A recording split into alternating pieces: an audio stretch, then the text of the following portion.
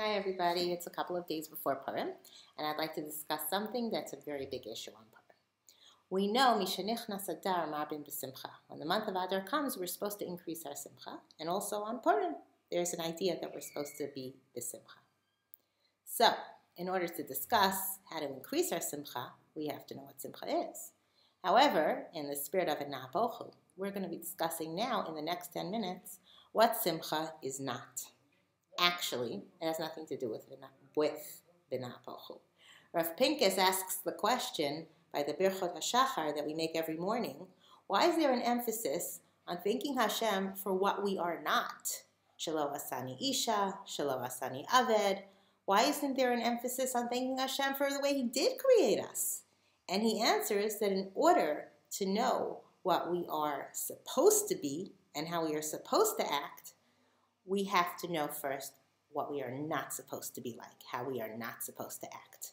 So, Mishenichnas Adar Marbin b'Simcha, I'd like to discuss what Simcha is not. The first place we could see what Simcha is not is if we take a look at Amalek, who is of course the ancestor of Haman from the story of the Megillah. Amalek was called a Leitz in the Gemara.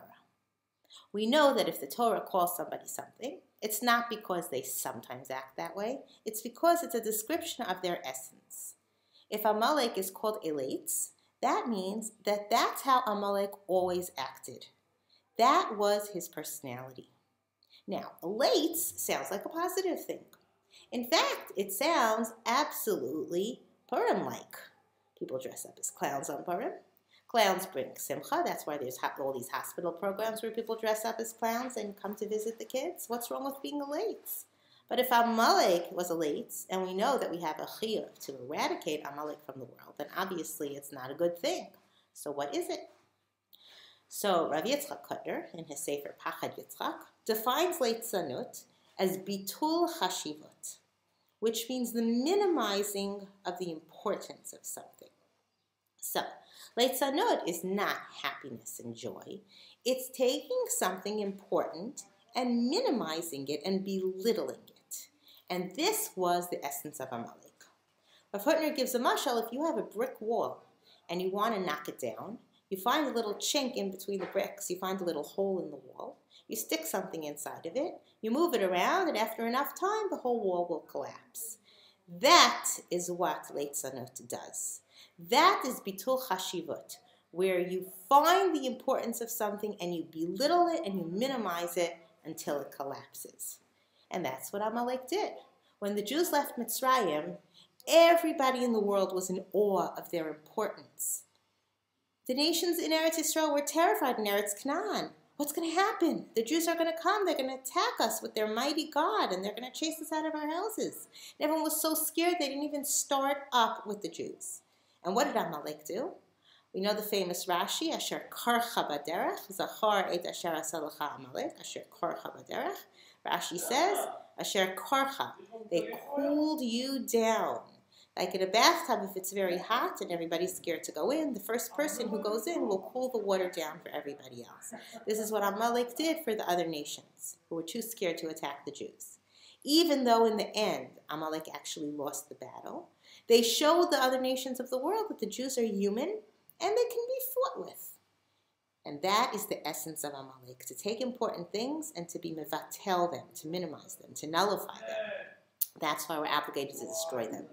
We can't have a world where we're striving to improve ourselves and to better ourselves with this midah in existence in the world of taking important things and minimizing them. That's counteractive to our attempts to try to improve things in the world. If there's always going to be someone there who's going to try to find the good and minimize it. And that's exactly what Haman did. He wanted Achashverosh to get on his side. So he went over to Achashverosh and he said, there's a nation and they have the stupidest laws. If a fly got in their wine, they'd fish it out and they'd drink the whole cup, no problem. I personally wouldn't do that, but that's what he said that the Jews would do. But if you, your highness, touched the cup of wine, they would throw it down the drain. And of course, Achashverosh was very insulted, and he gave Haman his ring, and he gave him permission to try to destroy the Jews. What was Haman's tool? Leitzanut, mocking, mocking the importance of the laws of the Jews and the Torah, and that's how he got his wish. This is a very, very powerful tool, leitzanut. And sometimes we inadvertently use it. In other words, we all have a little bit of Amalek inside of us. And when it says that we're supposed to destroy Amalek, it doesn't just mean this physical nation. It means the Amalek inside of us, which is counterproductive to our personal growth. We all have inside of us, when we get inspired by something, sometimes, even subconsciously, to try to find something silly about it so that we don't have to put in the effort to grow. I'll give you an example.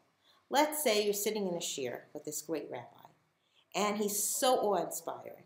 And everybody leaves that shiur thinking that they are going to improve themselves and be the best people that they can be. And then one person leaves the room and says, did you notice how that rabbi, every single time he spoke emphatically, his mustache sort of blew up towards his nose? So what happens? Everybody's feeling very inspired by these rabbis' words. And then this person makes this little joke. And it's just a stupid little joke. If you ask her afterwards, she'll say, they're just funny. What's the big deal? But unfortunately, since we're human beings, the feeling of inspiration that we just had goes down the drain. And what that girl just did, without meaning to necessarily consciously, is she just took these inspired people and she took away any feelings that they had of growth. And she is responsible for the fact that these people now are not being moved by that rabbi's speech. Now, why would she do something like that, if you think about it? Probably because maybe she didn't want to feel that pressure that she had to grow. This is, again, subconscious. And it's easier, instead of putting in the effort to grow, to mock something, and that way you don't have to worry about it. This is the Amalek inside of us. I actually had a teacher when I was in college, a rabbi who everybody loved, and two of my roommates were actually obsessed with him. There's no other word for that, for the way they felt about him.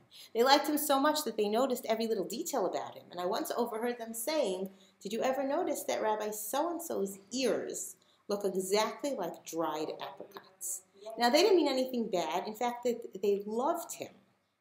But what they ended up doing to me is that from then on, I couldn't really listen to the rabbi anymore because I was always noticing his ears looked like dried apricots, and he could give the most inspiring halacha shiur in the world, but I couldn't really focus, and they didn't mean to do that.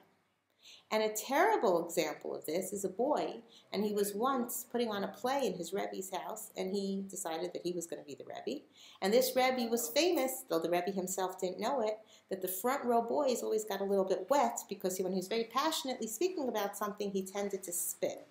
And this boy was in this Rebbe's house on Purim, and he was giving a Purim spiel, and he was acting as the Rebbe, so he was exaggerating, and he was spitting like crazy, and the whole front row was getting very wet, and he happened to notice the Rebbe's face, which had turned white. Listen, it was in his house, in front of his wife and kids. He didn't even know he did this, and this boy was making fun of him. And the boy felt terrible, and he decided he was going to ask him for forgiveness, but it was Purim, and he completely forgot about it. And he ended up getting engaged and getting married, and 10 years later he still didn't have kids, and he went to a rabbi, and the rabbi said to him, did you ever by mistake embarrass anybody and not ask mechila? So he thought about it, and he thought about it, and he realized the story. He went to the Rebbe, he asked for forgiveness, the Rebbe forgave him, and he was able to have children after that. We have to be so careful that in the spirit of Purim, that we don't let this inner Amalek take over and cause us to make fun of things that are very important. We have to be very careful. I know that in Tiferet, the administration, when they put on a skit, they always say to the girls, if there's anybody who does not want to be made fun of, please tell us and we won't, which is very important to do. So, leitzanut is not simcha. We have to be very careful about that. That's why in the pasuk in Mishlei it says, al tochach leitz.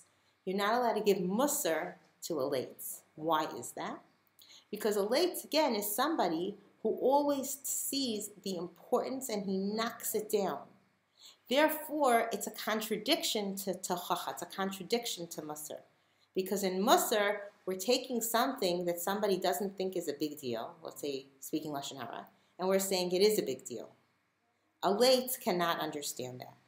I like to end off by saying having a Purim that's full of Simcha, real Simcha, which we'll discuss another.